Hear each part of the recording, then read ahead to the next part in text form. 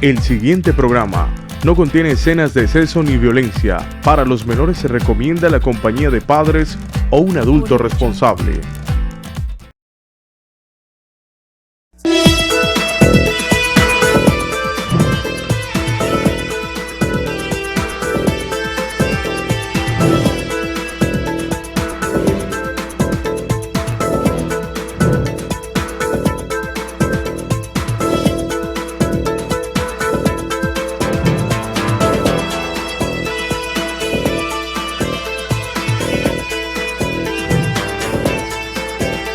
Sin tantos cuentos, con Diego Ramos.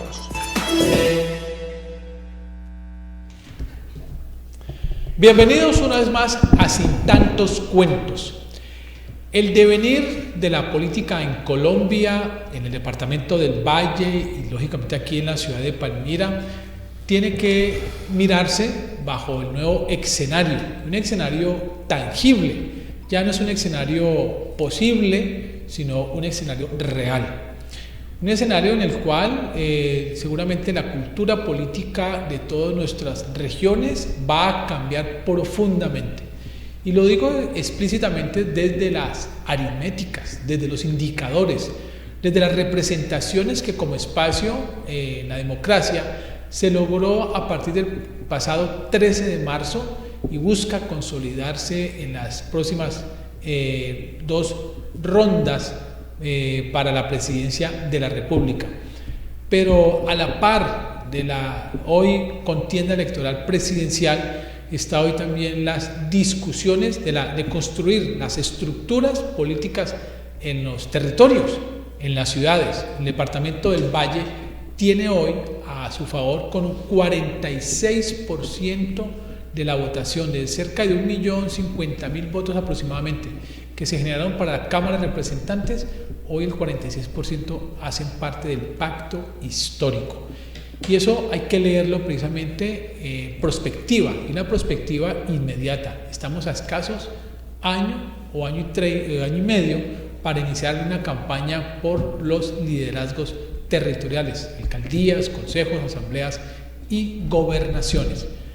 Hoy entraremos a discutir parte de ese panorama, pero también parte de las nuevas estrategias que tienen que ver con el pacto histórico en razón a darle ya de una vez por todas el frente tanto a la primera como a la segunda vuelta a la presidencia. Elio Ortega, muy buenas tardes. Buenas tardes, Diego. Cordial saludo a quienes nos acompañan en la emisión de Sin tantos cuentos a través del canal CNC Palmira. Y yo le agregaría que estas estructuras organizativas han llevado a que las coaliciones que participaron en la consulta también amplíen su espectro. Es bien sabido que a la coalición Verde Esperanza llegan otras agrupaciones. A todo Equipo Colombia igualmente recibe otras fuerzas y otras personalidades. El pacto histórico vive la misma transformación. Eso ha hecho que esta nueva construcción de las estructuras organizativas tengan en cuenta esa situación. Bien, como todavía se sigue en las diferentes, campañas y en las más fuertes, en las tres de las más fuertes, tanto por Colombia, en el Pacto Histórico y la Coalición de la Esperanza, buscando adhesiones o generando hechos políticos contundentes que de alguna manera marquen la balanza del favoritismo hacia uno de los lados y sobre todo en razón a lo que están generando en el día de ayer la última encuesta de la empresa CMI, que da un potencial empate técnico en una presunta segunda vuelta, incluso con 3 candidatos: Gustavo Petro, Federico Gutiérrez y Rodolfo Hernández, sacando casi que de plano a Sergio Fajardo de lo que podría ser una disputa por la presidencia de la República. Pero todos estos temas, adentrémonos con nuestra invitada Teresa Consuelo Cardona. Muy buenas tardes, gracias por estar nuevamente con nosotros aquí. Creo yo que usted ya debe convertirse en consultora de cabecera de esta mesa de trabajo. Buenas tardes. Muchas gracias, buenas tardes a ti, a toda la ciberAudiencia y a todos los compañeros que nos están viendo y escuchando en este momento. Hoy hablamos precisamente de estas realidades. De alguna manera uno podría pensar, Teresa, que si bien Colombia ha tenido un bipartidismo, aún cambiando de colores de tantos años, difícilmente una tercería, y aún recuerdo por ahí un libro escrito, creo que es a dos manos, pero estaba de alguna manera, creo que titulado por Juan Manuel Santos, La Tercera Vía. ¿Recuerda usted ese libro, cierto? Sí, por supuesto. Hoy estaremos hablando precisamente de ese hecho histórico en Colombia. Bueno, yo creo que es al contrario. Yo creo que en Colombia siempre ha habido monopartido, es decir, todas las expresiones políticas que ha tenido Colombia corresponden a diversas formas de una misma manera de hacer las cosas, sobre todo en la segunda mitad del siglo XX y en lo que va del siglo XXI. Si bien hubo unos intentos por fortalecer diferentes ejes, también fueron excluyentes. En los asomos del siglo XX se fortaleció, por ejemplo, el Partido Liberal contra las formas de ejecutar la política del Partido Conservador, contra la hegemonía conservadora, contra esa manera tan colonialista de ver la realidad colombiana. Y luego se fortalece el Partido Liberal y luego todos sabemos que más adelante ese Partido Liberal estalla en diferentes formas, también lo hace el Partido Conservador. Pero las formas de este Partido Liberal no están ligadas necesariamente a los orígenes históricos y a los orígenes filosóficos del Partido Liberal, sino que empiezan a coger el camino del neoliberalismo, especialmente en este siglo. Todos los partidos que ha habido, excepto aquellos que se mantuvieron en la izquierda o que se mantuvieron en la resistencia, a pesar de que por algún tiempo incluso fueron proscritos, como el Partido Comunista, que en alguna época fue prohibido ser comunista en Colombia, o como otros partidos que nacieron de las conversaciones de paz, como fue el caso de la Alianza Democrática M19, o como fue el caso de la UP, o como es el caso de Comunes actualmente. Exceptuando esos partidos, la mayoría de los partidos ha tenido siempre la misma tendencia y siempre ha estado inscrito en la escuela neoliberal. Así que realmente es hasta ahora que empieza a haber bipartidismo en Colombia y es hasta ahora donde empieza a haber esas otras formas y expresiones de la política empiezan a tener un asiento, tanto en el Congreso como en la Presidencia de la República y en el Ejecutivo a nivel nacional. Y otra de las transformaciones que se han presentado en este proceso de las elecciones presidenciales que se empezó a vislumbrar hace 4 años, pero en esta oportunidad ha tomado más fuerza, y son las candidaturas presidenciales de coalición. ¿A qué se debe este fenómeno y a dónde nos lleva? Bueno, la coalición es una forma de integrarnos con otros, es decir, las convergencias se hacen de 4 maneras: por coalición, por alianza, por apoyo, se me perdió la tercera, la cuarta, por apoyo, y estas formas están establecidas, o sea, esto no lo estamos inventando ahora. Entonces, para hacer estas coaliciones hay que acudir a alguna de esas maneras. La coalición es sobre la base de un programa, las alianzas es sobre la base de los intereses comunes, los apoyos se crean sobre la base de recibir personas que efectivamente pues quieren avanzar en la misma línea que uno está. Serían las formas de coalición. ¿La unidad de acción? Y la unidad de acción que es por tareas. La unidad de acción son tareas que se hacen para obtener un resultado inmediato y se acaban, o sea, no siguen en el tiempo. Entonces, digamos que estas formas que han existido siempre, en este momento, ¿qué le ha permitido?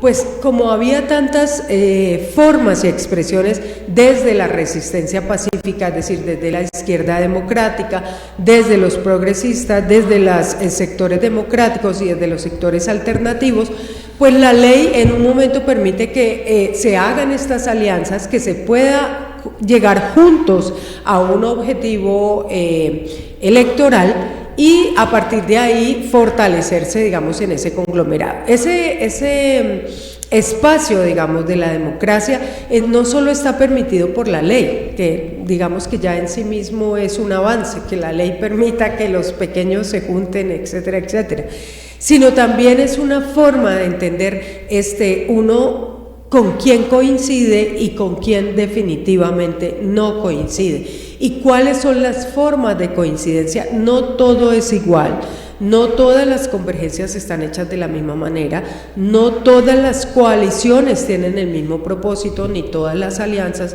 ni todas las unidades de acción, ni por supuesto los apoyos. Bien, en este modelo de coaliciones y de la reconfiguración, y como dice usted, ya la constitución, ya la verdadera bipolaridad, ya no el monopartidismo como usted lo ha planteado de su tesis, uno preguntaría hoy, de alguna manera, las coaliciones, ¿a quién le están pasando factura? ¿Desde los propios movimientos políticos o algunos partidos, o en realidad desde cómo están interpretando los electores el hacer de la política en nuestro país? Creo que le están pasando la cuenta al monopartidismo disfrazado de multipartidismo. Creo que esa es la cuenta que la gente le está pasando, porque cuando a uno le dicen es que todos los políticos son la misma manía, son la misma cosa, cuando la gente dice eso, lo que está diciendo básicamente es: no sirvió de nada que hubiera tantos partidos. Aquí hubo una explosión de partidos, el Partido Liberal se dividió en el Partido de la U, el Partido Cambio Radical, los liberales tipo Gaviria, que son neoliberales, y unos liberales que se quedaron, digamos, en el concepto básico del liberalismo, que es la lucha por los derechos y la lucha por la defensa de los individuos, de los derechos individuales y de los derechos colectivos. Sin embargo, otros que finalmente terminaron en ese conservatismo a ultranza que es el uribismo, ese conservatismo monstruoso que es el de las mafias en el poder, que son inamovibles, que son rígidas, que son inflexibles, que quieren las cosas a su modo, y cuando las cosas no son a su modo entonces se estallan y dan fuete aquí y allá. Ese modelo de política está cayéndose el barco en este momento, está deslizándose hacia las honduras del mar, porque definitivamente es una forma de hacer política que no coincide con las expectativas del electorado. Diego anticipaba que en este espacio, ya hecho este preámbulo, esta contextualización del momento que vivimos en lo electoral, se vienen transformando esas coaliciones, esas expresiones de convergencias electorales para lo que viene precisamente, que es la elección de presidencia de nuestro país. ¿Cuál ha sido el movimiento en cuanto a la estructura organizativa del pacto histórico a nivel nacional, departamental y local? Bueno, el pacto histórico ha sido flexible desde siempre, es decir, ahí están organizaciones como la Colombia Humana, que es una organización política que ellos se presentan como horizontales o transversales, y en las cuales las estructuras, digamos, tienen mucha participación democrática y una enorme apertura. Pero también está el Partido Comunista, que es un partido vertical, rígido, que basa todo su ejercicio en la militancia, y la militancia en el marco teórico marxista-leninista.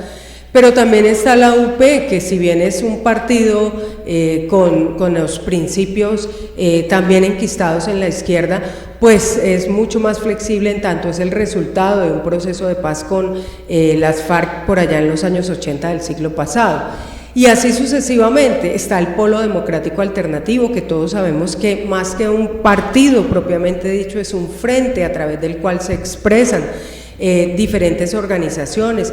Ahí está Vamos por los Derechos, que está dirigido a nivel nacional por Iván Cepeda, y todos sabemos lo que ha hecho Iván Cepeda y su enorme lucha por develar toda esta maraña espantosa de lo judicial en el país y de la impunidad sobre los verdaderos criminales. Pero también está la tendencia de Alexander López, por ejemplo, ¿no? Que todos sabemos las grandes luchas que ha hecho con los corteros de caña, al menos en el Valle del Cauca, y con las mujeres madres comunitarias en todo el país. Y ahí está también la tendencia del TEPES, ¿no? Una escuela que trabaja desde lo vallecaucano y que ya tiene una cobertura a nivel nacional y que tiene, digamos, su principal fuente de trabajo político, el SENA, y que también ha trabajado desde lo académico a nivel técnico y tecnológico, entonces que es otra lógica, digamos, de la puesta en escena. Y ahí está la UP, y ahí está el PTC, que es el Partido de los Trabajadores de Colombia, y están otras muchas organizaciones que están trabajando por pensarse este país de una manera distinta. Entonces está el maíz, por ejemplo, en el pacto histórico, está, bueno, muchas organizaciones que están ahí, pero también organizaciones sociales, no necesariamente partidos políticos. Esa aglomeración, si uno empieza a revisar quiénes son y cómo están, esa aglomeración y ese conglomerado, digamos, de partidos que están haciendo la resistencia, son justamente los de las expresiones democráticas que han sido aplastadas violentamente en todo el país. Ahí están las representaciones de todos los que han trabajado por este país y que han hecho un alto en el camino para que nos repensemos como colombianos y nos entendamos en esa colombianidad nueva. Eso, todo lo nuevo está aquí, y todo lo viejo, todo lo irracional, todo lo que no puede entender el cambio, lo que no puede entender el avance, está en la otra orilla. ¿Y esa otra orilla de qué se constituye? Pues de las fuerzas que se imponen, valga la redundancia, por la fuerza.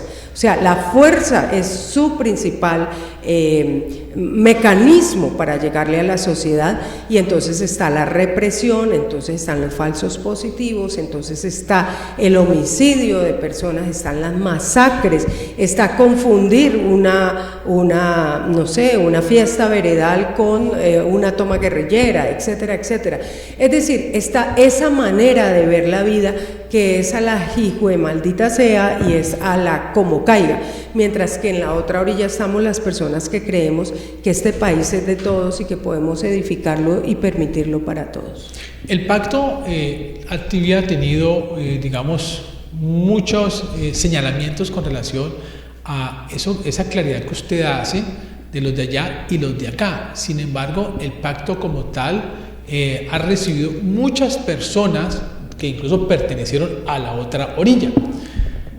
¿Cómo eso se ha logrado con madurez, con entender que el pacto se hace en la diferencia y no precisamente en la igualdad? ¿Cómo se ha logrado? Y yo lo diría, no tanto negociar en el buen sentido de la palabra hacia afuera, hacia la opinión pública, sino hacia adentro de la colectividad. Y lo digo precisamente con la llegada recientemente del nuevo jefe de debate, el doctor Prada, a la campaña de Petro Presidente. Bueno, yo diría en términos católicos, no soy católica, pero diría en términos católicos, ¿qué es lo que hay que juzgar? ¿Al pecador o al pecado? ¿Qué es lo que tenemos que rechazar de fondo, ¿no? ¿El pecador o el pecado? Y los católicos saben que lo que hay que rechazar es el pecado. Es decir, si hay personas que cambian su estilo, su manera de ver el mundo, es decir, cuando todo es oscuro, la gente aprende a vivir en esa oscuridad, pero cuando llega la luz, la gente cambia y dice, ay, yo tan bobo, yo no debería estar acá, yo no quisiera estar acá. Eso en política es muy mal visto porque nos han acostumbrado a los camaleones. Sí, exacto, que entonces que quien cambia de parecer es porque viene reptando. Bueno, sí, también nos pasa, a veces quienes cambian de parecer vienen reptando, pero vienen con sus pecados. Entonces lo que nosotros creemos es, si deja el pecado afuera y entra ya libre de pecado, pues puede aportar también ese conocimiento que tuvo para decir, mire, esto no debería haberse hecho. La gente nos dice, ¿cómo pueden tener allá a un tipo como Benedetti o a un tipo como Roy Barrera? Si siempre es la misma historia, la misma pregunta. Y yo les diría, ¿y cómo pueden ustedes creer que no tengamos aquí a ellos dos cuando acá somos miles y miles de personas que toda la vida hemos demostrado la capacidad que tenemos y usted ni siquiera nos nota. Usted solo nota que está Roy Barreras, usted solo nota que está Benedetti, pero también estamos miles, o es que Benedetti vale más en su concepto de persona. Benedetti vale más que muchos que hemos estado ahí dando la batalla toda la vida. Pero de pronto se juzga porque han tenido mucho mayor visibilidad a partir de allí, porque otro argumento, ¿cuál sería? Pero la fama es la fama. La fama es el asunto ese que se crea. ¿Por qué son famosos los famosos? Pues porque son famosos. ¿Qué los hace famosos? Pues que son famosos. Atentamente Mafalda dijo eso, señor. Exactamente. Helio. Sí, en esto de la reestructuración, la reorganización, ¿cómo lo llamaríamos?, de las estructuras del pacto histórico y la propuesta presidencial de esta coalición, ¿en qué se ha variado esa estructura organizativa?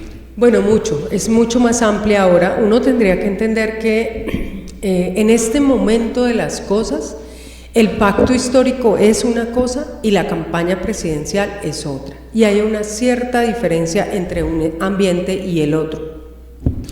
Hasta la elección del pasado 13 de marzo, todavía se estaban recibiendo adhesiones al pacto histórico, es decir, que las personas decían, bueno, yo ya entendí que es esta vaina del pacto histórico y voy a participar desde el pacto histórico. Me llevo mi colectividad, mi organización social, mi organización política, mi partido político, en fin, me lo llevo a integrar el pacto histórico. Otros hoy día nos han dicho, no, yo no, es decir, no me cabe en la cabeza algunas cosas bueno, en fin, pero el proyecto del presidente Petro y el proyecto del programa que presenta presidente Petro, pues nos parece que es el que se necesita en este momento a Colombia y nosotros vamos a apoyar esa decisión.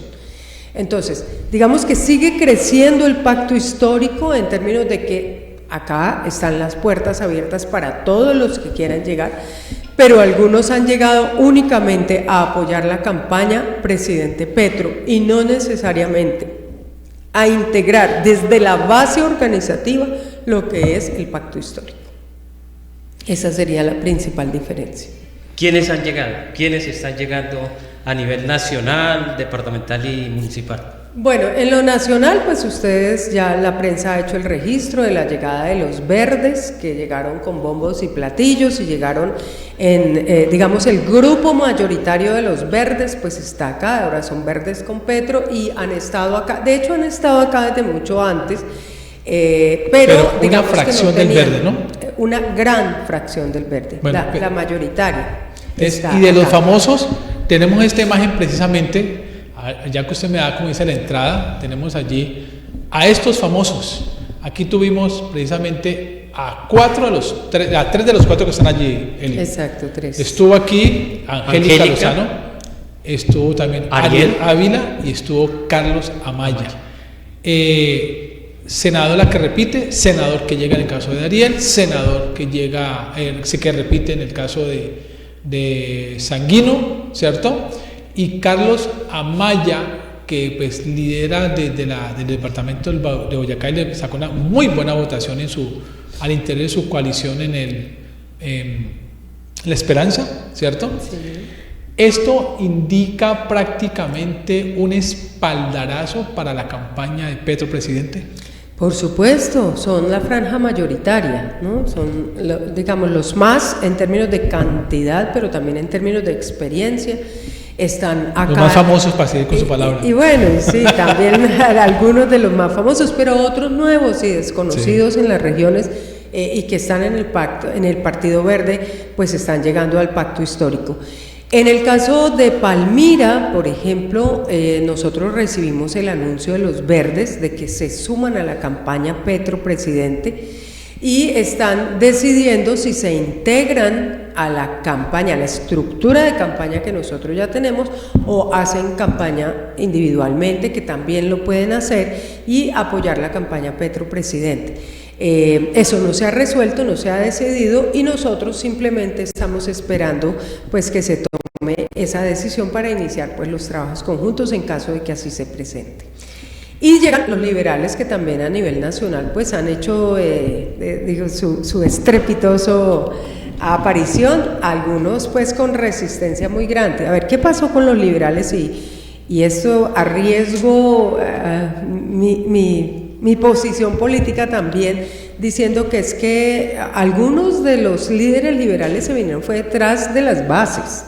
Las bases ya estaban aquí, las bases vieron que esto no tiene sentido seguir apoyando algo que es un proyecto de país que ha fracasado una vez tras otra y que ha fracasado de la peor manera porque ha fracasado matando a los ciudadanos. 6.402 falsos positivos, pero también las 6.000 víctimas de la UP, pero también las masacres con sentido social, etcétera, etcétera. Es decir, este tipo de cosas que nos está matando, pero además nos está matando de hambre, pero además nos está matando de necesidades, pero además nos está matando de exclusión, pero además nos está matando de marginalidad. O miremos el Pacífico colombiano que está aquí cerquita. Entonces creo que la gente se cansó de eso, ya las bases estaban aquí y tras las bases pues han venido algunos líderes liberales que han tomado partido.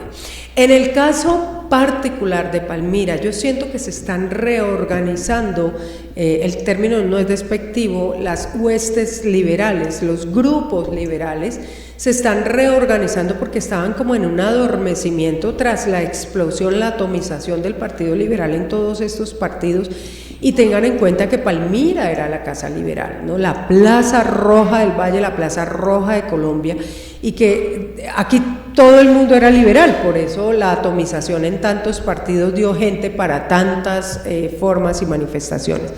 Pero también son conscientes ellos de los errores que se han cometido al interior de esas organizaciones y del adormecimiento en el que se habían quedado. Por ejemplo, en Palmira los primeros alcaldes elegidos popularmente pertenecieron todos al Partido Liberal y luego se dieron los espacios y los territorios a estas especies de formaciones al interior de los partidos que luego rompieron con las estructuras del mismo partido y se quedaron ahí como sorprendidos. Yo he hablado mucho con liberales viejos, lo digo en el sentido cariñoso de la palabra, en estos liberales tradicionales, y todos me dicen lo mismo, que no nos dimos cuenta a qué horas esta vaina se nos fue por entre los dedos y el país se está desangrando y nosotros no nos vamos a quedar mirando.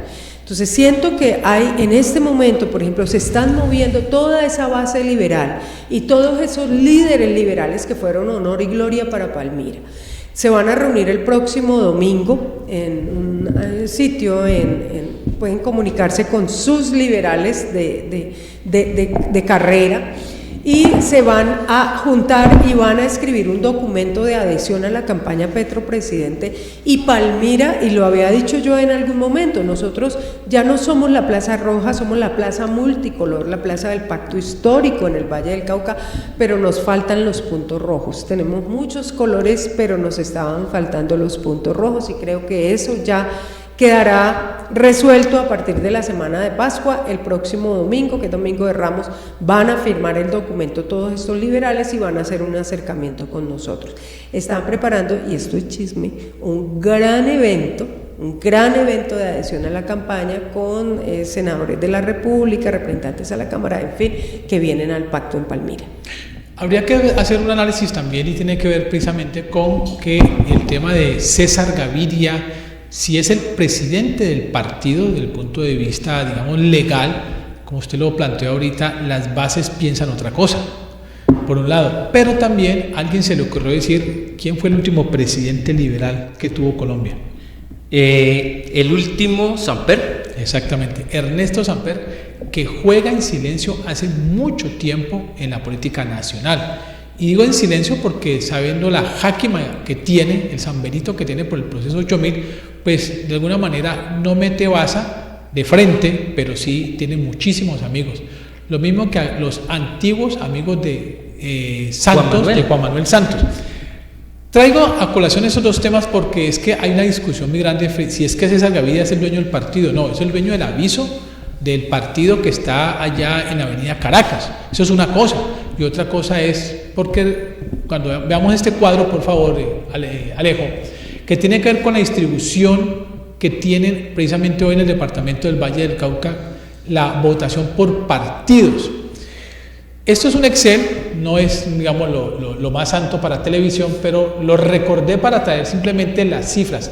Y creo que dan este porcentaje, lo que representa hoy el Partido Liberal desde la representación de Cámara, de la votación en Cámara de Representantes, porque es lo más cercano a la realidad que tienen los partidos, y hoy representa solamente el 9% del 1.055.000 votos que se acercaron a las urnas en el departamento del Valle.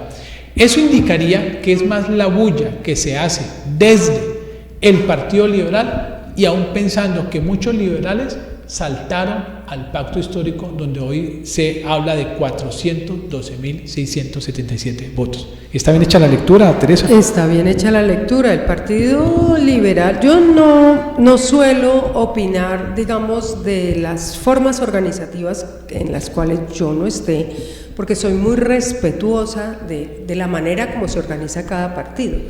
Y el hecho de que yo no soy militante de ningún partido, pues digamos que me pone un poco en la distancia con todos. Sin embargo, es imposible dejar de notar que no solo por el hecho de que el pacto histórico es la mayor fuerza electoral en este momento en el Valle del Cauca, sino que ¿dónde está repartido el Partido Liberal? Entre los antiguos liberales, antiguos U y antiguos, nuevos U y nuevos Cambio Radical, que nacieron ahí como líderes en el Cambio Radical, pero que muy seguramente si los viejos hubieran mantenido su lógica de Partido Liberal, tendrían una fuerza mucho más estable, ¿no? Y no estarían pues aquellos de Cambio Radical por allá tan abajo en una cifra tan insignificante de participación en el Valle del Cauca.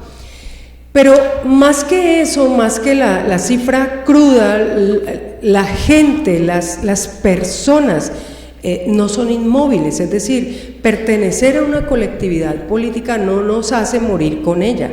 Y se están muriendo algunos partidos, pero las colectividades están ahí, están votando y están tomando decisiones. ¿En dónde están tomando decisiones? Pues en el espacio que les parece que es mucho más democrático, que se parece más a ellos, que representa y que dignifica las esperanzas del pueblo, y por supuesto que se han ido trasladando hacia allá. Con todo y todo lo que pasó con la registraduría, y que ya sabemos a dónde van a dar los votos y a qué partido fue que se le pudieron recuperar votos, y lo vimos en el debate pues que se le hizo al registrador, al cínico debate que se le hizo al registrador. Nos dimos cuenta que aunque recuperamos 600.000 votos o un poco más, se nos quedaron perdidos otro montón de votos. ¿Quiénes son esos votantes? Pues no son la izquierda de toda la vida, no son el polo de toda la vida, no es la UP de toda la vida, sino es que la gente está diciendo, mire, estos partidos en el cual yo había estado no me representan mis intereses, no me representan los sueños, no me representan a mí como individuo y parte de la sociedad colombiana. Hay una madurez tanto en el pacto histórico, lo digo en cuanto a aceptar, recibir, digamos, la llegada de diferentes vertientes, como también una madurez entre el pueblo, en el sentido de que, como usted dice, han migrado a otras expresiones que sienten que sí lo están interpretando. Sí, creo que eso es madurez política, creo que entender ese proceso es madurez política. Era muy del siglo XIX, nacer en un partido y quedarse ahí y morir enterrado con la bandera de su partido, eso es un asunto del siglo XIX o XVIII. Ahorita lo que debemos mirar es primero los estatutos de los partidos, segundo los programas de los candidatos y tercero las formas como esas colectividades les llegan a la población. ¿Llegan comprando votos o llegan seduciendo a un público con unas ideas tan buenas que son imposibles de rechazar? Creo que cuando a alguien le ofrecen la venta, la compra del voto, ya automáticamente la gente sabe de qué están hablando y sabe cuál es el grado de miserableza al que puede llegar esa persona que compra el voto y cuál es el grado de miseria al que puede llegar la persona que lo vende. Eso ya está claro, ya la gente no la engañan con eso. Muy bien, vamos a un primer corte a comerciales y ya regresamos para analizar la última encuesta, la de CMI, aquí con Teresa Consuelo Cardona.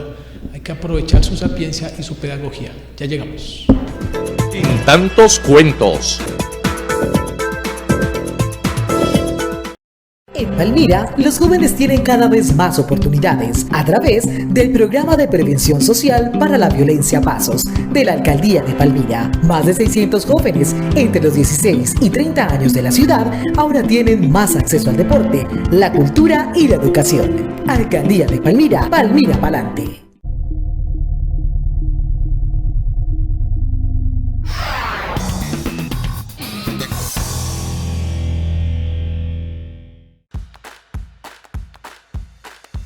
El refuerzo es nuestro mejor esfuerzo. Un valle invencible es un valle que se refuerza.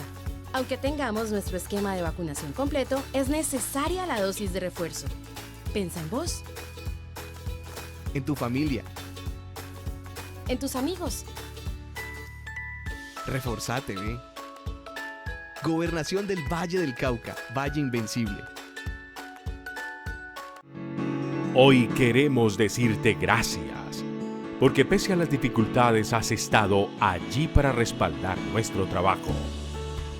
Gracias a tu apoyo, hemos logrado mantener nuestra operación y ha sido posible llevar diariamente agua potable a más de 96,000 hogares palmiranos. Hemos dado continuidad a nuestros programas sociales, la escuela de fútbol, capacitación a mujeres cabeza de hogar, talleres educativos, formación a líderes, programas culturales y educativos, entre otros. Gracias por tu confianza, por abrirnos las puertas de tu hogar, por pagar oportunamente tus servicios y por ser nuestro aliado para seguir trabajando por nuestra ciudad. Aqua Occidente, entregamos lo mejor en cada gota. Vigilada Superservicios. CNC, a través de las redes sociales, te lleva a la mejor información de nuestra ciudad y del mundo. Síguenos en Instagram, Facebook, Twitter y YouTube, o mira nuestra señal en vivo por www.masificar.com.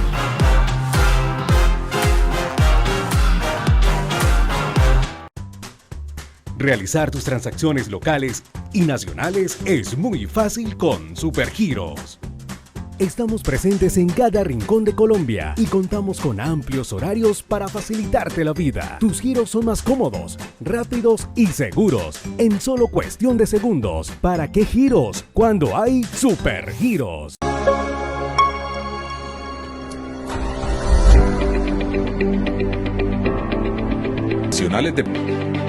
Adquiere uno de nuestros planes y accede a múltiples servicios médicos o adquiere el servicio.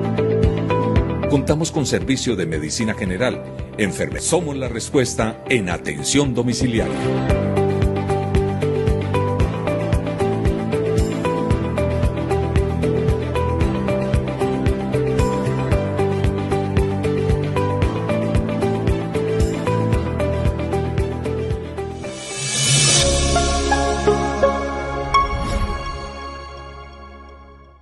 Llegaremos con una nueva marca, servicios y excelente atención para la revisión técnico-mecánica de tu motocicleta. Somos Palmimotos CDA. Nuestra misión es brindarte amplios espacios, seguridad y confianza en cada revisión. CDA, tu centro de diagnóstico automotor. Ubícanos en la carrera 28, número 3558, diagonal a la panadería Realpe. En Palmira, los jóvenes tienen cada vez más oportunidades a través del Programa de Prevención Social para la Violencia Pasos de la Alcaldía de Palmira. Más de 600 jóvenes entre los 16 y 30 años de la ciudad ahora tienen más acceso al deporte, la cultura y la educación. Alcaldía de Palmira, Palmira pa'lante.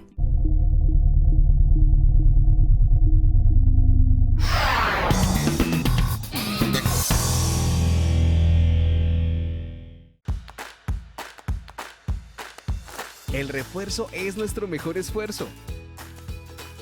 Un valle invencible es un valle que se refuerza. Aunque tengamos nuestro esquema de vacunación completo, es necesaria la dosis de refuerzo. Pensa en vos.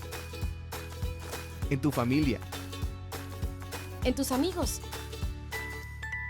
Reforzate, ve. Gobernación del Valle del Cauca, Valle Invencible. Sin tantos cuentos.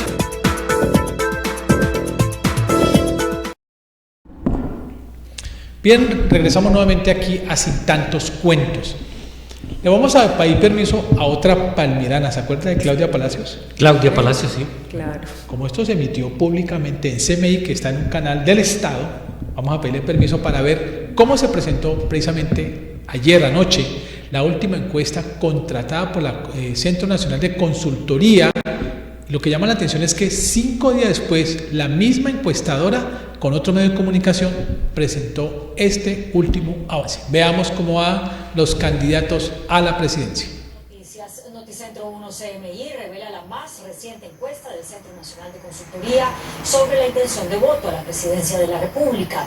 El sondeo revela que habrá segunda vuelta presidencial entre Gustavo Petro y Federico Gutiérrez, y que en primera vuelta Rodolfo Hernández ocuparía el tercer lugar y Sergio Fajardo el cuarto. Ingrid Betancourt se desploma en esta encuesta. La encuesta sobre la intención de voto de los colombianos fue realizada por el Centro Nacional de Consultoría esta semana para Noticentro 1 CMI. A la pregunta: si las elecciones a la presidencia fueron el próximo domingo y los candidatos son los siguientes, ¿por cuál de ellos votaría? Gustavo Petro, del Pacto Histórico, 34%. Federico Gutiérrez, de Equipo por Colombia, 23%. Rodolfo Hernández, 12%. Sergio Fajardo, 9%. Ingrid Betancourt, 2%. John Milton Rodríguez, 1%. Los demás candidatos no registraron. Otro, 1%. El voto en blanco, 4%. Ninguno, 2%. No sabe, no responde, 12%. Consultados por sexos, en el masculino, Gustavo Petro gana con el 40%. Federico Gutiérrez obtiene el 21%. En el femenino, también gana pero con el 28%. Federico Gutiérrez obtiene el 25%. Por edades, entre los jóvenes de 18 a 25 años, Gustavo Petro barre con el 51%. Le sigue Federico Gutiérrez con el 10%. Entre las personas de 26 a 40 años, Petro tiene una intención de voto del 39%. Federico Gutiérrez del 17%. De 41 a 55 años, Petro 27%. Le gana Federico Gutiérrez con el 29%. Y en las personas de 56 o más años, Petro tiene solo el 23%, mientras Federico Gutiérrez el 33%. Y si en un escenario de segunda vuelta, otra pregunta, los candidatos fueran Fico Gutiérrez y Gustavo Petro, ¿por quién votaría usted? Gustavo Petro también gana con el 41% y Fico Gutiérrez con el 39%, lo que significa un empate técnico. A la pregunta, ¿y si en un escenario de segunda vuelta los candidatos fueran Rodolfo Hernández de la Liga de Gobernantes contra la Corrupción y Gustavo Petro, ¿por quién votaría usted? Gustavo Petro vuelve a ganar con 40%, Rodolfo Hernández 38%, también había empate técnico. Y si en un escenario de segunda vuelta los candidatos fueran Sergio Fajardo y Gustavo Petro, ¿por quién votaría usted? También preguntó el Centro Nacional de Consultoría. Gustavo Petro, 39%. Sergio Fajardo, 38%. De nuevo, empate técnico. A 51 días de la primera vuelta presidencial, el 29 de mayo, esta es la fotografía que refleja la intención de voto de la encuesta del Centro Nacional de Consultoría para Noticentro 1 CMI. Es interesante esta encuesta, pero haciendo una salvedad. Y quiero dar estos números, doctora Teresa Consuelo Cardona. La misma empresa consultora, Centro Nacional de Consultoría, CNC, para la revista Semana, publicación que se hizo el sábado anterior, tenía estos siguientes indicadores. Para Gustavo Petro, 36%, para Fico Gutiérrez, el 24% en primera vuelta. 5 días después, para CMI, la misma encuestadora, Petro 34%, Federico Gutiérrez el 23%. Ambos bajarían con relación al sábado anterior.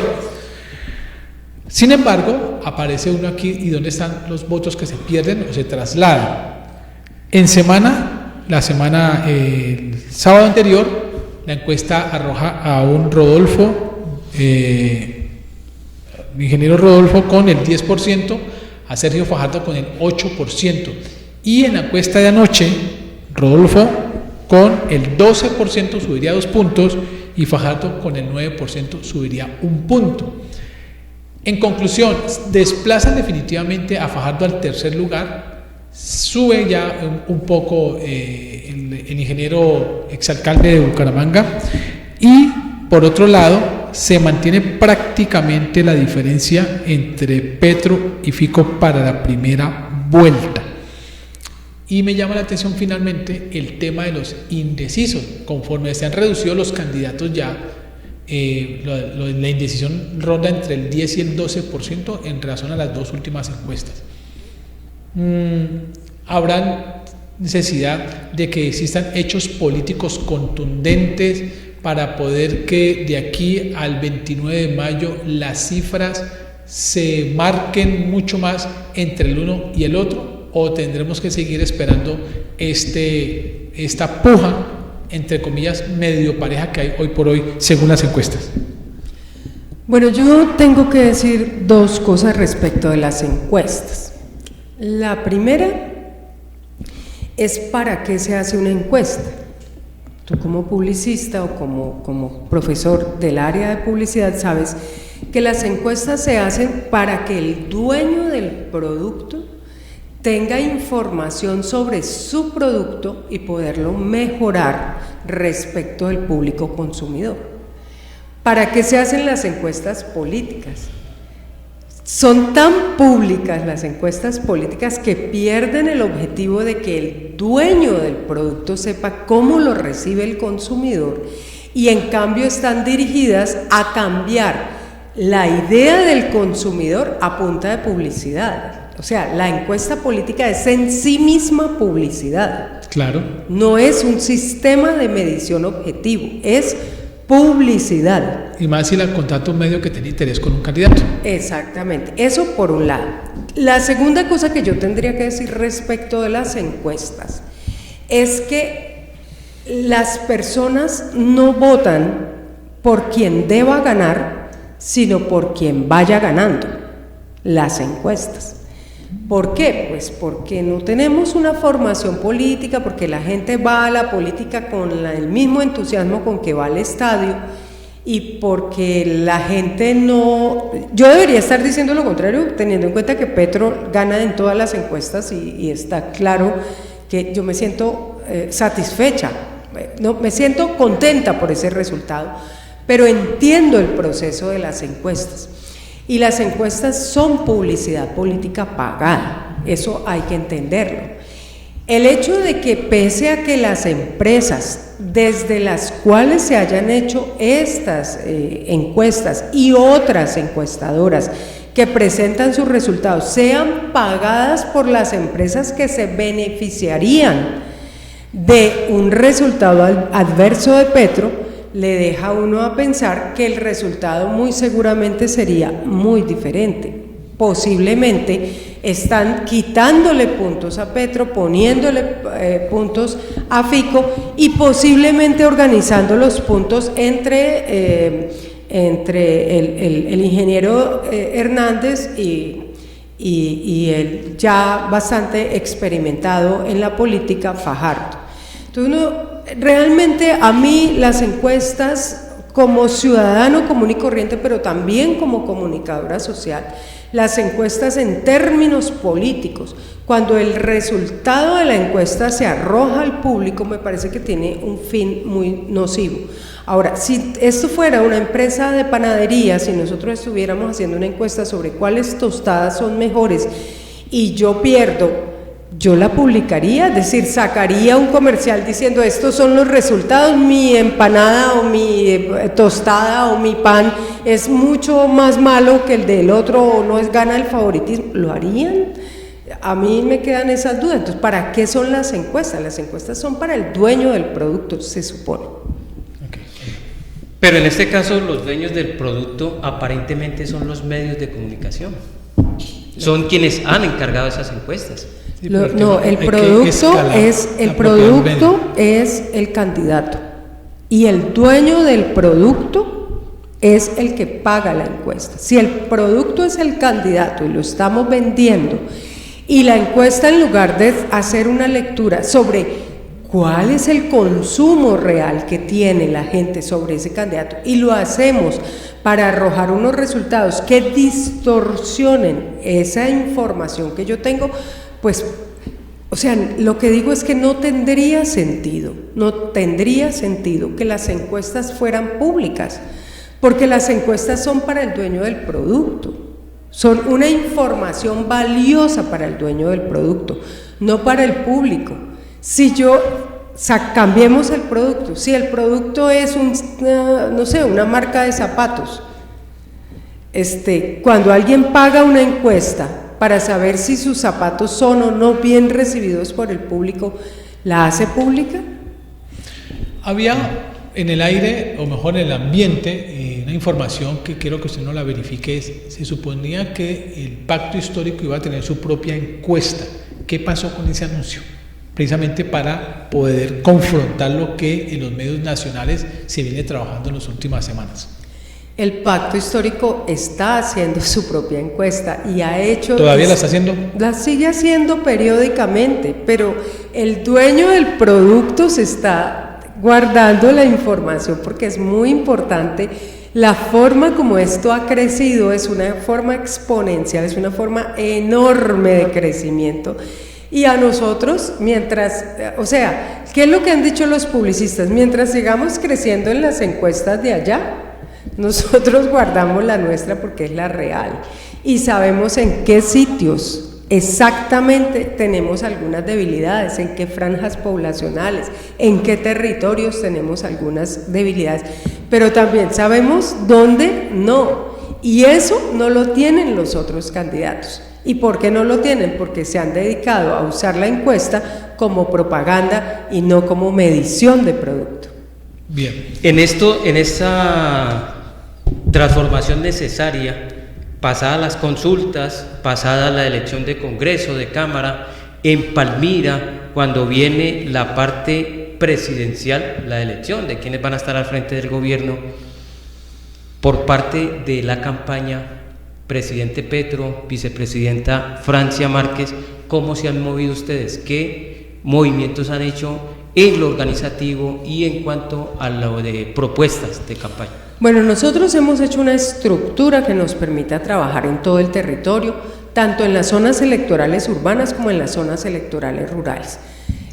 Uno de nuestros compañeros generó un mapa político, un mapa electoral, en donde nosotros sabemos cuántos votos tuvimos en cada mesa, votos que fueron válidos, los votos que tuvimos que reclamar en cada mesa y que obtuvimos vía reclamación. Tenemos también en cuáles espacios hemos hecho presencia. ¿Cómo es el mapa nuestro? Pues básicamente nosotros en la zona urbana ganamos en todas las zonas electorales, en absolutamente todas. Digamos que tenemos una gran fortaleza en las zonas urbanas. De las zonas rurales nosotros ganamos en 4 y en las otras no ganamos, pero digamos que no perdimos por amplia diferencia, sino que quedamos ahí cerquitica. Pero hay que hacer de pronto una precisión allí, Teresa, y es porque una cosa es perder en el casco, en la zona rural, cuando tenemos en promedio el 30% de la población colombiana y el 70% en la urbana. Sí, claro. Entonces yo creo que es importante hacer esa claridad, porque no es lo mismo, quien no de pronto no está en la obligación de saberlo,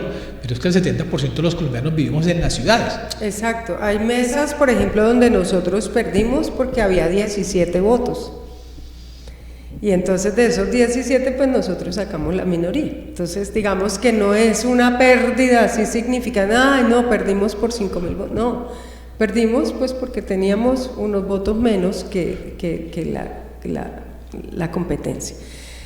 Ya está hecho el mapa y con ese mapa entonces nosotros hicimos una estructura. ¿Cómo es esa estructura? Tenemos unos comités, o sea, es el Comité Palmira, que está dividido en el Comité Electoral, el Comité Territorial, el Comité Pedagógico, el Comité de Comunicaciones, bueno, y estos comités están organizados y articulados, digamos, de tal manera que uno no se estorbe con otro, pero que sí todos cooperen con otros. Entonces, por ejemplo, ¿qué hace el Comité de Comunicaciones? Pues no es solo la difusión, porque eso sería, pues digamos, una tarea básica, es la comunicación interna para saber qué se necesita y en dónde se necesita. Nosotros tenemos la lectura del mapa a diario, del mapa electoral, y en ese mapa entonces nos dice dónde tenemos debilidades y dónde tenemos fortalezas. ¿Qué vamos a hacer? Ya hecha la estructura y trabajando, nosotros estamos trabajando desde el 17 de marzo, las elecciones fueron el 13 y el 17 nosotros arrancamos con la campaña presidencial. Ya hicimos un foro. En ese foro, ¿qué hicimos? Ese foro fue desde la lógica pedagógica, es decir, es Palmira, cuéntenos ustedes qué le pondrían al programa de Petro, presidente, Francia Márquez, vicepresidente. Y lo que nos han dado, entonces lo estamos estructurando en un documento. ¿Cómo se hace eso que la gente pide? Porque no es solo qué, sino cómo, o sea, y con qué recursos y de dónde saldríamos. Hay un equipo trabajando también en ese tema programático y cómo esos temas programáticos inciden sobre determinados territorios. El tema, por ejemplo, de las vías, pues por supuesto que tiene un tema de movilidad, pero también hay un tema grueso de movilidad hacia las zonas rurales, a las vías terciarias y secundarias de nuestro territorio, pero también tiene que ver con el campesinado, pero también tiene que ver con la agroindustria, el impulso a la agroindustria, pero también tiene que ver con la defensa y protección del medio ambiente en la que nos hemos empeñado durante tantísimo tiempo. Todo este trabajo, toda esa estructura de trabajo entonces se lleva a los territorios y el comité pedagógico y el comité de logística son los que están diciéndole a la gente en el lenguaje que la gente lo pueda entender a qué fue que vinimos a esta campaña, qué es lo que estamos haciendo y cómo estamos transformando este país a partir de un proyecto general que estamos haciendo. Así estamos trabajando. ¿Qué sigue? Siguen los comités presidente Petro en cada comuna. Si usted quiere tener una casa Petro, si usted ofrece su garaje o la sala de su casa o su fachada para hacer la casa Petro en su comuna, en su barrio, por favor comuníquese con nosotros. Estamos ubicados en la carrera 30, número 2631, ahí adelantico del Colegio Betlemitas, y ahí vamos a recibir su oferta. Usted dice, no, yo le presto de aquí al día tal el garaje que lo tengo desocupado, o una habitación, o una fachada, y ahí vamos a hacer la casa Petro. No necesitamos una gran infraestructura. ¿Qué es lo que queremos? Tener puntos de encuentro. Entonces decirle puntos de referencia para hacer puntos de encuentro, decirle a la gente, bueno, vamos a ir a la Emilia, la casa Petro queda en tal parte, allá nos vemos. Vamos para el Prado, la casa Petro queda en tal parte. Y seguimos con actividades. Ayer, por ejemplo, visitamos el barrio San Pedro, lo visitó la comisión pedagógica, estuvieron trabajando allá con la gente de allá, enseñando este programa. Y mañana, 9 de abril, tendremos una toma del Parque del Prado por los jóvenes que hacen parte del voluntariado Petro y que son jóvenes de la comisión de jóvenes. Ahí van a tener un encuentro de rock, van a tener explicaciones sobre qué sigue para los jóvenes en este país y estamos haciendo permanentemente pedagogía, es decir, cada cosa nos sirve para hacer pedagogía. De ese foro, ¿qué conclusiones quedan en cuanto a la asistencia? Tenemos entendido que se llenó la sede por parte de los simpatizantes de la propuesta presidencial de Petro y Francia. Sí, nosotros estamos realmente asombrados por la respuesta. Pese a que ganamos las elecciones tan ampliamente, pues uno de todas maneras se sorprende porque una convocatoria académica es otra cosa. A la gente se le decía, explique quién es usted como organización social y cuál es su propuesta para que Petro la reciba. Recibimos 36 propuestas de organizaciones muy diferentes, organizaciones de derechos humanos, organizaciones de estudiantes, organizaciones de mujeres, organizaciones de artesanos, de artistas, organizaciones de vendedores ambulantes, organizaciones de todo tipo, también de organizaciones políticas no electorales, de organizaciones pedagógicas, de organizaciones sociales, de muy diversas formas y manifestaciones. Y recibimos esto como insumo y lo estamos sistematizando para entregárselo a la campaña Petro Presidente en la comisión programática. Pues saludamos desde Ecuador a Andrés Ramírez, quien está pendiente precisamente de este programa en el día de hoy.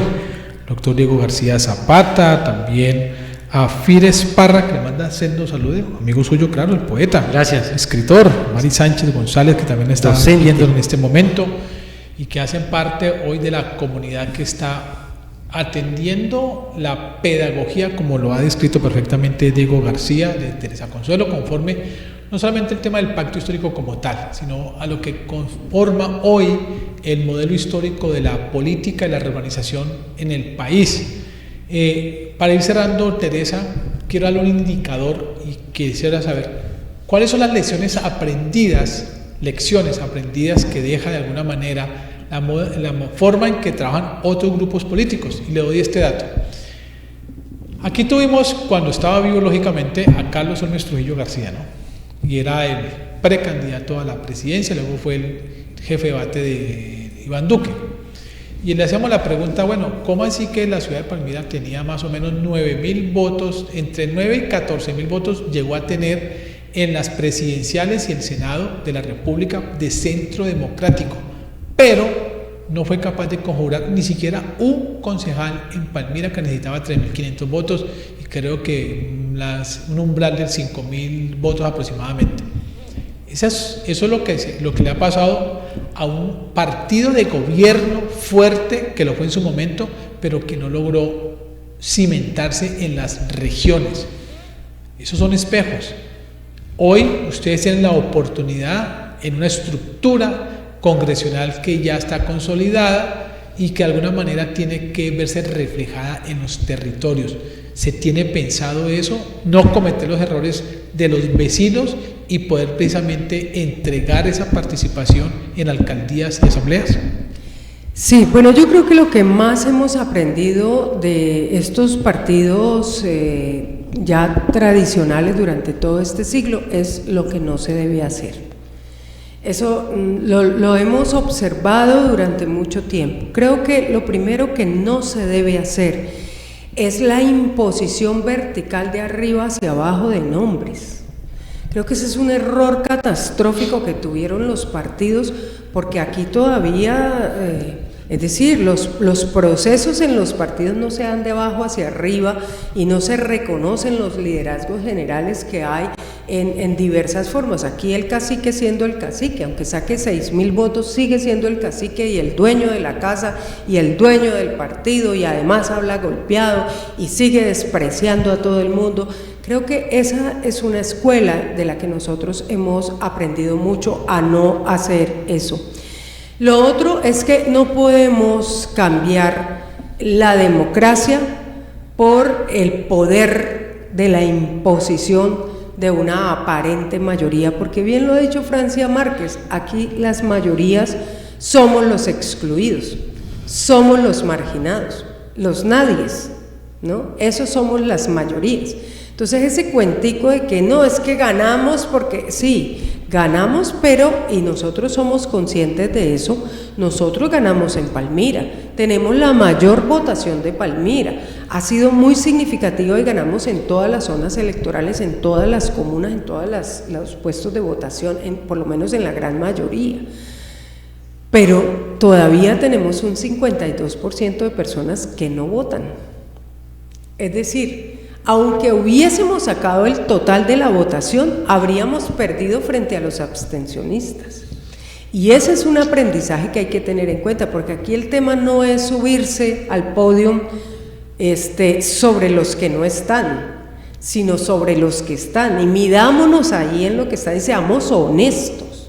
Porque aquí, todas las elecciones, sí, ganó Ritter, ganó no sé quién, ganó Jairo Ortega, ganó Raúl, ganó Oscar, ganó, y nunca han visto, vaya, para el lado de los abstencionistas. Y los abstencionistas en Palmira siempre ganan las elecciones, si fueran un partido la ganarían eternamente. Y la han ganado siempre, además, ¿no? Eso no es un fenómeno de ahora, eso es un fenómeno de siempre. Entonces yo creo que ese aprendizaje es muy importante para nosotros.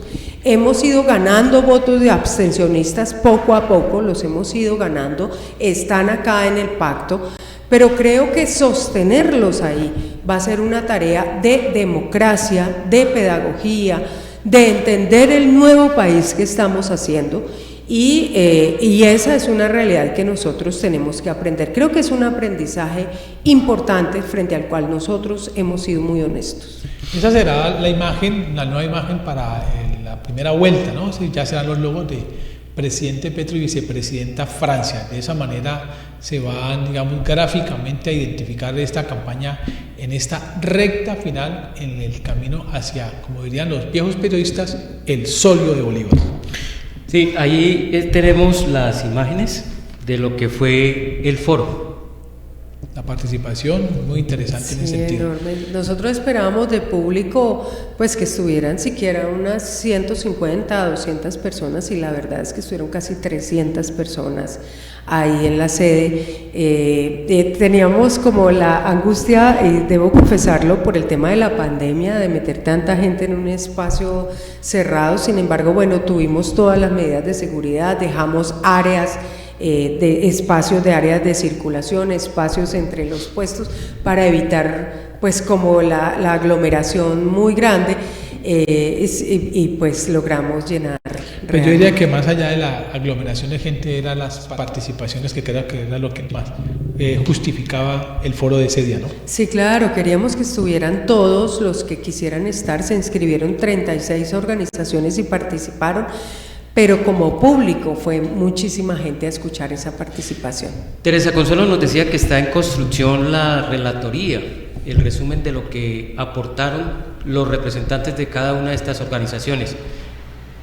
De las que usted recuerde, los aportes que hicieron a las propuestas de campaña. Bueno, creemos que es muy importante que actualmente la gente se ve en un nuevo país. Y entonces el tema de los derechos de las mujeres, por ejemplo, o el tema de los derechos de las comunidades LGBTI, el tema de la pedagogía como instrumento que puede resolver muchos problemas, el tema del desarrollo empresarial y del desarrollo del empleo, la generación de empleo, creo que ocupó un puesto importante en las propuestas que hizo la comunidad. El tema de los instrumentos, digamos, del municipio al servicio de la ciudadanía. Es decir, que no sea una cosa gerencial donde entonces sí, allá se le dañó el bombillo, allá le mandamos un bombillo, no, sino es cómo la gente se puede resolver asuntos reuniéndose en el parque gracias a que hay bombillo en el parque y ese tipo de cosas. Es decir, como ir mucho más allá de la cosa simple, ¿no? De la cosa histórica que hemos tenido. Entonces creo que esos temas fueron muy valiosos al interior de la participación. Ahora, ¿qué vamos a hacer? Además de la relatoría, que ya se está cerrando, lo que estamos haciendo es un manifiesto. Nosotros leímos el manifiesto con los temas generales y ese manifiesto lo estamos firmando con todas las personas que participaron, pero también con las personas que lleguen nuevas. Es un manifiesto en el cual le estamos diciendo, mire, presidente Petro, nosotros nos creemos esta ciudad más o menos de esta manera, la pensamos de esta manera, pero necesitamos que el gobierno nacional haga lo que tenga que hacer, igual los ambientes locales y regionales. Y esta es nuestra propuesta y es una propuesta colectiva. No es la propuesta de X o Y organización, no es la propuesta de tal partido, es una propuesta colectiva, transversal a la sociedad, que reconoce las diferencias y que reconoce que hay una ciudad que probablemente quienes la hemos vivido durante mucho tiempo, más de 40 años, no la tenemos en la cabeza, porque la tienen en la cabeza quienes nacieron o acabaron de llegar a esta ciudad. Entonces es un todos puesto en ese manifiesto. Pues Teresa, muchísimas gracias por esta hora, por esta pedagogía, sobre todo por compartir opiniones con relación a la transformación de las estructuras políticas en Colombia y lógicamente el ejemplo que hoy está colocando el Pacto Histórico, Helio. Nos hacen llegar vía WhatsApp también la foto de lo que fue la caminata la noche anterior en San Pedro, donde estuvieron activistas de presidente Petro, ¿no? Sí, de la comisión, esa es la comisión pedagógica y hace parte de la campaña Presidente Petro en Palmira. Pues Teresa, mil gracias y estaremos esperándola en otra oportunidad, lógicamente en el camino de la primera vuelta presidencial. Muchísimas gracias por la invitación. A todos y todas los palmiranos y palmiranas les invitamos a que nos acompañen con su voto, no sin antes haber leído el programa de gobierno de Petro. Investiguen, pregúntenos y nosotros estamos dispuestos a responderle o a conseguir quien le responda la inquietud que usted tiene. Es muy importante que conozcan el programa, no voten por Petro, voten por el programa Presidente Petro, porque ese programa realmente es lo que nos dice cuáles son las intenciones finales del gobernante. Helio, muchísimas gracias. Diego, simplemente agregar que me interesa la foto que produce la encuesta de la próxima semana, porque hoy todavía no se refleja el ingreso de las campañas de los que no estuvieron en la consulta. Luis Pérez, ojo que va a empezar a marcar y alto. Ok, seguramente. Perfecto. Muy bien. Vamos entonces a despedirnos de todos ustedes, de los internautas del canal CNC, de los televidentes de Legón Telecomunicaciones, gracias a los servicios técnicos de Alejandro Rivera. Nos estaremos viendo próximamente aquí en Sin Tantos Cuentos.